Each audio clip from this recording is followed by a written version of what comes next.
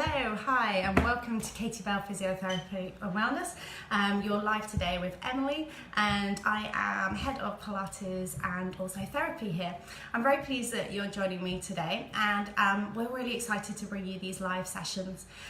We know that so often people are too busy with work and at home, and as a result, trying to get into physio, trying to come into classes means that your health suffers. So what we wanted to do is to bring you these sessions live to your desk space and to your home so that you could ask us questions and ask us how to help yourself, also knowing whether or not you need physiotherapy or whether you need to go and see your GP as well.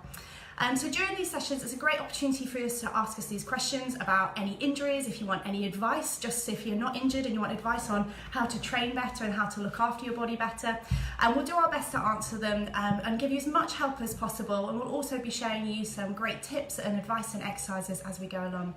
Now, do remember that all the advice that we give on here is based on the questions that you've provided us. And because we've not had any prior assessment, we will also recommend if there's any further action that needs to take place, and whether or not, if we feel it's not right to chat on this platform, we'll contact you and arrange for you to come and see us afterwards as well.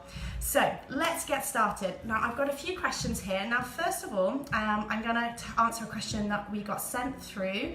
And this question was from Dan. So Dan messages and says, my big toe can be a bit stiff. It doesn't hurt to run, etc. But I'm slightly concerned it could cause problems higher up the kinetic chain. So kinetic chain means line of movement and control through the body.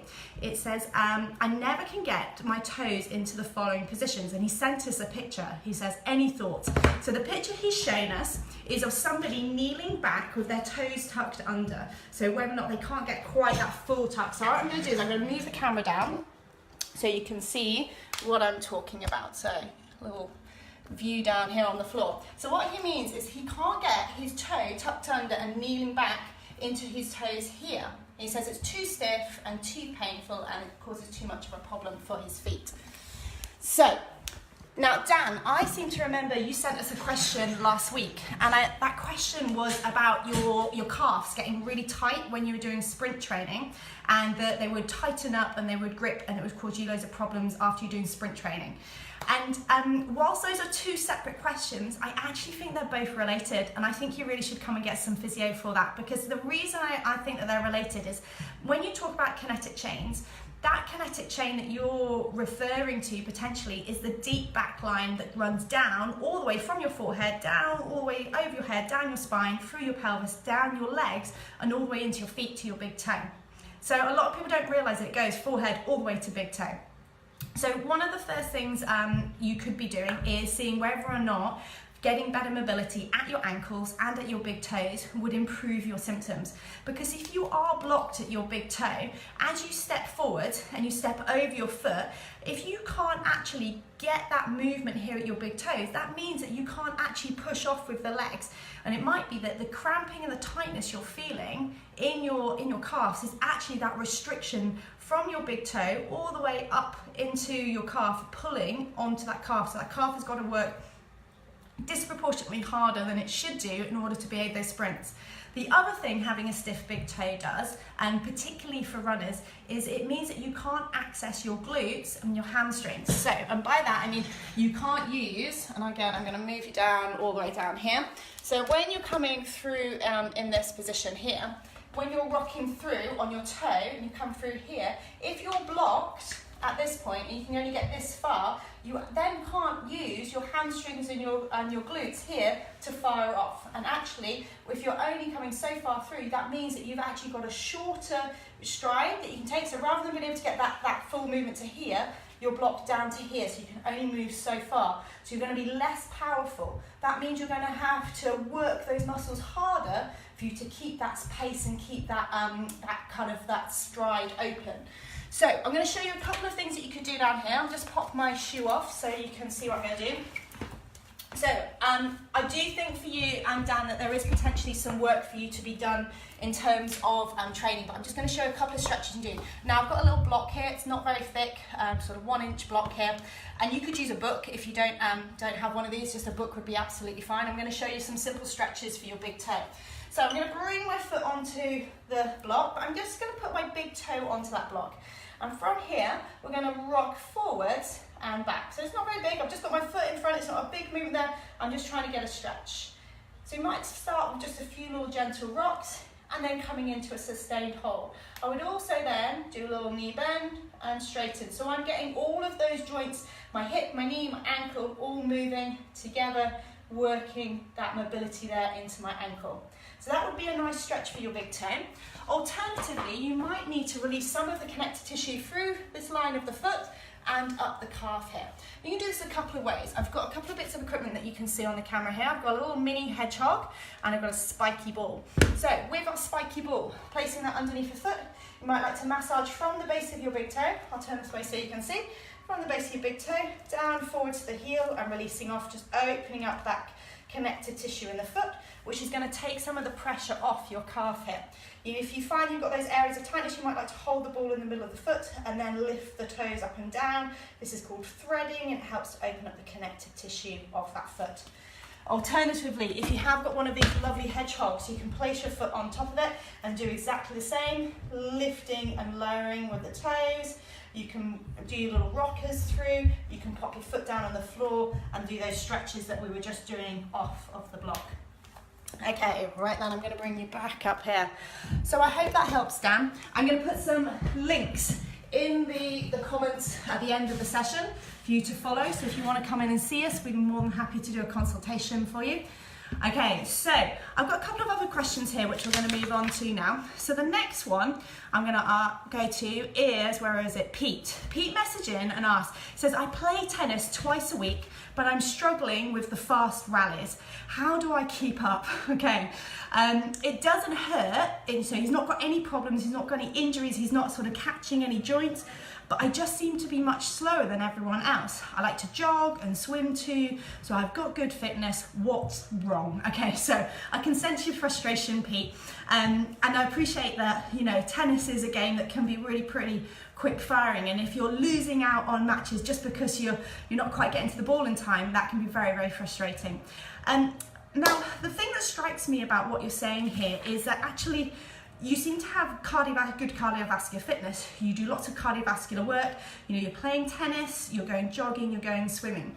But I do wonder a couple of things that might not be working for you here. So the first thing is, how much stability and strength work are you doing? How much stability around your core, your pelvis, your glutes, and through your chest, how much can you control and strengthen? Because you can have you know, really good cardiovascular health, but if that car isn't keeping up and going and working with your overall movement, with your overall stability, then you might actually not have the strength, the underlying foundational strength for you to drive forward through. So you could cardiovascularly keep up, so your heart rate can stay a good steady pace, your breathing can stay under control, but if you haven't got the power and control, then you're going to be missing those shots. And maybe if you did some strength and conditioning work, maybe some Pilates work, some core stability work, you'd then actually be even more powerful in your shots and be able to cope with those fast movements.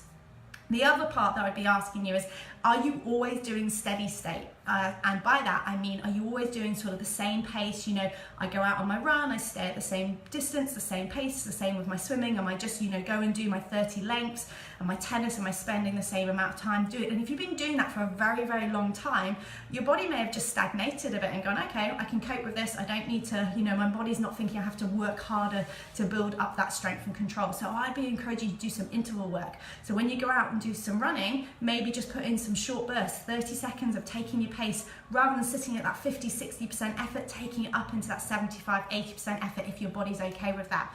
Or again, maybe some interval training, check out your clubs. I know lots of the clubs have some fantastic cardio tennis sessions as well, and that just might give you that flexibility in your heart rate for you to be able to keep up with those fast rallies as well. Okay, thank you for that question, Pete. We're going to move on to the next question now. So I've got a question here from Fiona, and Fiona asks, I sprained my ankle at netball 5 weeks ago. It started to feel much better and I want to start running again. Is this okay? Now, Fiona, there's a few things that I really would want to know. So if you were coming to see me here in clinic, obviously I'd be having a look at your foot and looking what it looked, how is it looking in comparison to the other foot? Have you still got any residual swelling? Have you still got any puffiness, any heat that is kind of, you're warmer in that ankle than the other side? If you did, I'd be worried that you'd maybe still stuck in your inflammatory process, because it's 6 weeks after an ankle strain, and again, we don't know how bad that ankle strain was, and you could still be in that healing process, especially if you've had a significant tear of any of the connective tissue around your ankle. If it is still a bit puffier than the other side, if it is still swelling up and down through the day, or it just feels a bit warm on the other side, I know it's been 5 weeks, and I know you feel like you've moved on from kind of that acute management of your ankle, but I'd definitely be encouraging you to do some contrast bathing. So a hot bowl of hot warm water, like bath temperature, and a bowl of cold ice temperature, alternating your feet between that, starting in the warm, going into the cold, a minute in each, around between 4 and 6 cycles of that, and just see if we can get the last of that swelling down.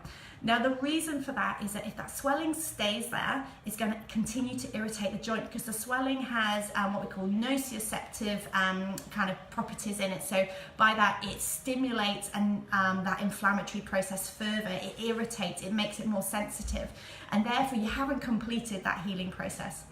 Also, the other question I would ask with you being 5 weeks, what is your movement like at your ankle? Can you fully point and flex your ankle? Can you turn your foot in and out and move the toes? Can you stand on one foot and balance there? Can you start doing some little knee bends and doing single leg balance and single leg squats on that side? Are you getting any catching, any discomfort, any limitation? What are you like on your heel raises? Can you come up and down on your toes? Can you do that on one side? If there is a significant discrepancy with those, you definitely need to start doing some work around that. Balance, coordination, control is one of the biggest things that we see around ankles when they've had a sprain or an injury to them, maybe a fractured or anything like that. We lose that ability to control, and there's so many joints through the ankle and the foot, it makes it very, very complicated in terms of your body's processing. So I'd encourage you to do some balance work if you're not already. So even just simply standing on one leg whilst you're brushing your teeth, or you may be already doing some other exercises, you might like to do that on a softer surface or a more unstable surface as well. I'd be asking you as well, if that is okay and you can do balance work and you can do single leg sort of squats and anything like that, what are you like at small little jumps, or what are you like at loaded squats or loaded single leg stuff? Because impact work like running is going to put a lot of force through that foot, and if you haven't got the underlying control of aligning the foot underneath the leg, if you haven't got the appropriate management of that irritation, that swelling, I would be kind of easing off that a little bit first of all. So at 5 weeks, if you have had a significant strain or tear of your ankle, you're not fully yet at your fully healed stage. So this is your opportunity to make sure the swelling is down, that you can balance sufficiently equally on one leg versus the other, on that sort of affected leg versus your normal unaffected leg. Making sure that you've got good range of motion, and then start building up how much loading and how much impact you do, and then start, if that's all okay, then you could maybe consider a jog. But if you're not sure, do book in, because we could check whether or not you've been affected in your stability around your hips, your pelvis, and also whether there's any issues down in your ankles as well. I hope that helps, Fiona, and do come and see us if you've got any problems. Okay, so I'm just going to check, I'm just saying I saw a little pop up here, I'm going to make sure there's no questions that's come on just live, and if not, I've got one question left, which I'll just briefly go over. Now, David asks, he said, I recently stopped playing football and I wanted to start doing new types of exercise. I heard yoga and Pilates are good for my posture, and as I work in an office and I am worried now that I'm working in an office and I'm worried now I've stopped my football that my body will suffer. Well, I would like to try yoga or Pilates, but what's the difference and which should I do? As a Pilates instructor, and I'm sure yoga instructors will agree with me as well on this, we get asked this a lot. Like, what's the difference between the two and which one's going to be best for me?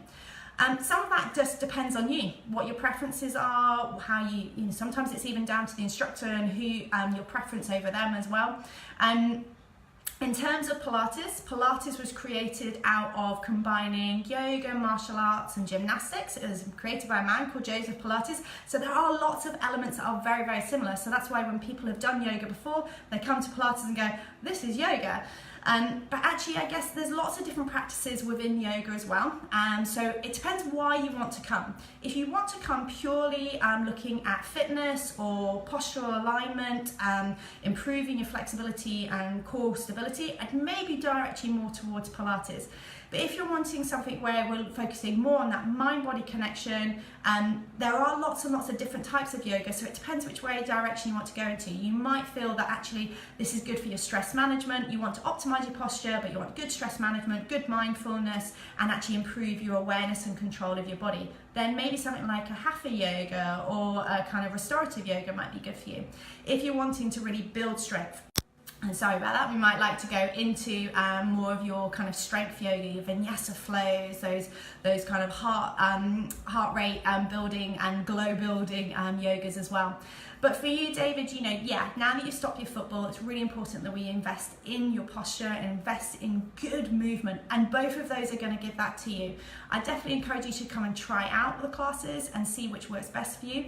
But from a control posture point of view, both of them are going to train that. Pilates is probably more postural focused, and alignment focused, probably a little bit more clinical based from what we do here. Yoga tends to be more varying. Okay, well, I hope that's helped, David, and thank you very much for joining us today. And that's the end of our session. If you have got any more questions, do pop them on our Facebook pages. Look out for our Live with the Physio pop-ups. We're going to be doing these every week, and our next one is next Thursday. So pop your questions on, and if you want to have any help in the meantime, do drop us an email at hello@katiebellphysio.com, and the team will be happy to help you. Have a great day, and we'll see you soon. Bye.